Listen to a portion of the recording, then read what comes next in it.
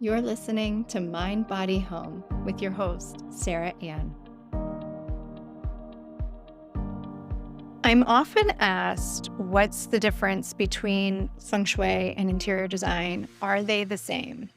And the very short answer is no, they are not the same.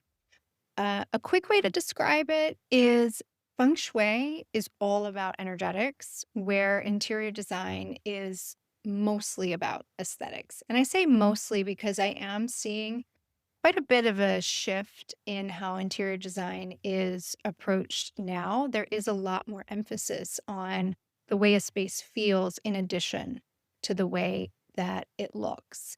And the really important thing to remember is that they both complement each other so well. And that is essentially what I created through intuitive interiors. Something that's been coming up a lot with a few of my recent clients, actually, which is why I wanted to talk about it today, is that they have mentioned that they look around their home and it doesn't really feel like them anymore. And some clues that the energy of your space is not feeling in alignment with you is that you maybe are feeling a little bit overwhelmed by your home, or it feels like it's just another thing on your to-do list, right? Or you don't feel motivated to address some of the maintenance or the upkeep, right? For example, the paint really needs to be updated. Maybe it's peeling in places or the baseboards are really grimy, right? So you dread, right? You dread the project or you just don't really feel excited or inspired to get anything done or to tackle some of these updates or, even just simple maintenance things. You're letting things like broken doorknobs or, like I said, the peeling paint or cracks in the walls or grime on your kitchen cabinets, right? You're just not feeling motivated to even address it. That's a really big indication that you are energetically depleted by your home. And so, by working with the energy of your home, understanding how it's affecting you mentally, physically, emotionally, right? When we have that understanding, we actually get to the root of why we feel disconnected from our home in the first place, right? And then once we have that awareness, we can begin clearing that energy and then bringing it back to life through intentional decorating. And that's really the magic of Intuitive Interiors, a service that I offer through Jade Scott Design. And, this is really important. Your home doesn't have to feel like a chore, it can become a space that you enjoy being in, that you are proud of, that feels like an extension of you. It represents who you are, what you like, what your family's lifestyle is. So, I was just saying to my husband a few days ago that I really appreciate having an orderly home.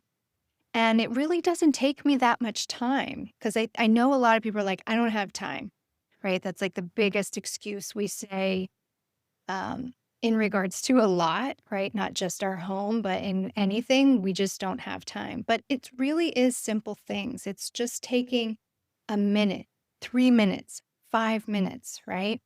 When dinner is done, the table is cleared.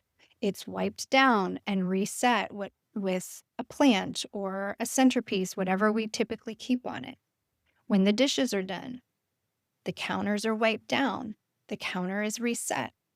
When we're done watching television in the evening, right? And we're preparing for bed, the coffee table is cleared of drinks and snacks. The pillows are fluffed. The blankets and throws are folded.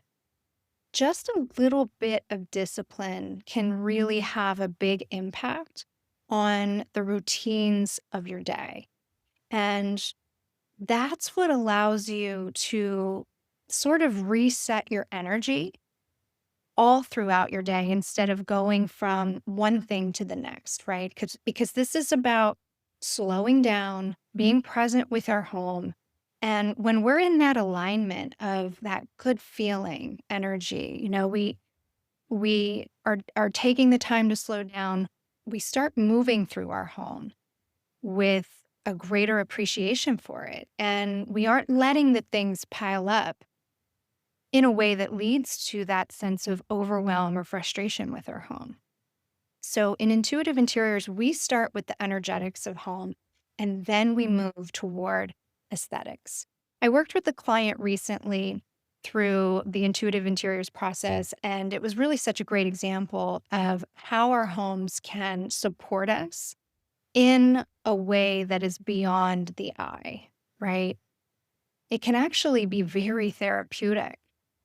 This client, she was new to the state. She was very open and honest with me about some past trauma that she experienced, and that this move and this home really represented a new beginning for her.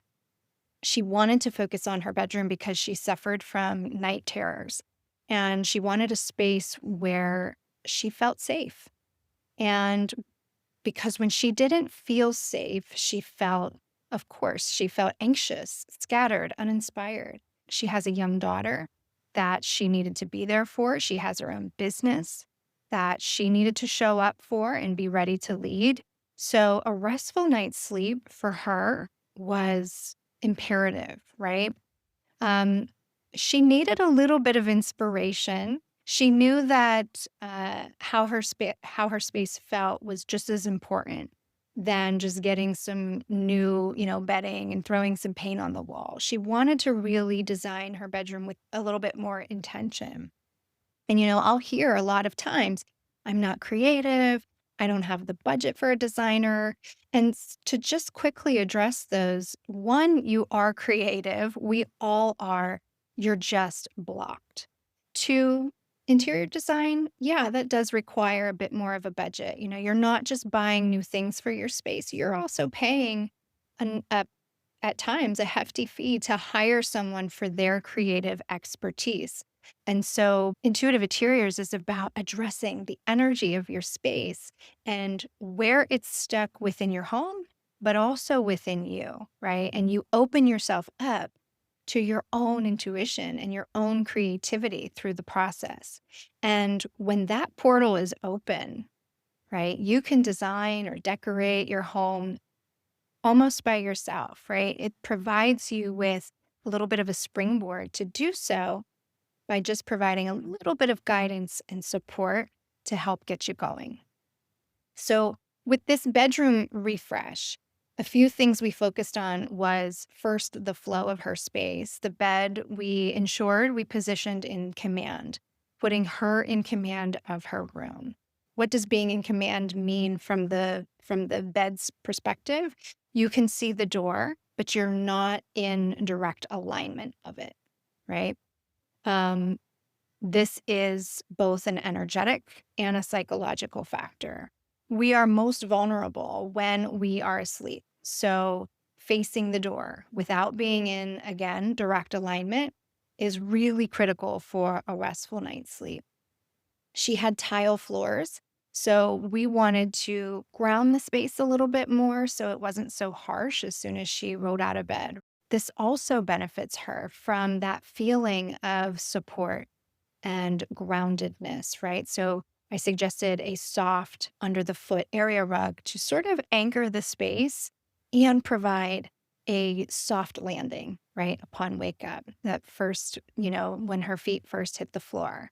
The bedding that we chose was a beautiful bird pattern. So, interesting fact, birds only chirp when they instinctively know that they are in a safe space. So, this connection to nature and safety really played a subconscious role in our design choices to let her know you are safe here.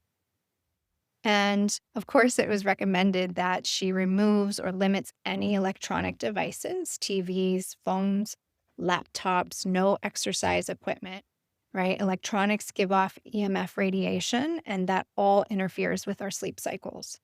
If your phone is your alarm clock, don't set it on your nightstand.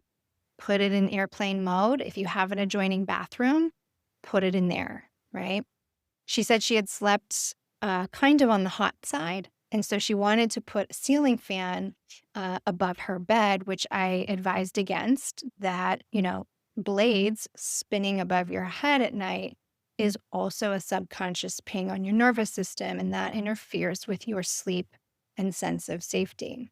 So these are just a few examples that we worked through together. And of course, we tied everything together with paint and lighting and intentional art and elemental decor that, really brought her whole space together, both aesthetically and energetically. To me, this is intentional design. To me, this is therapeutic design. When we design in this way, we are creating spaces that nurture us.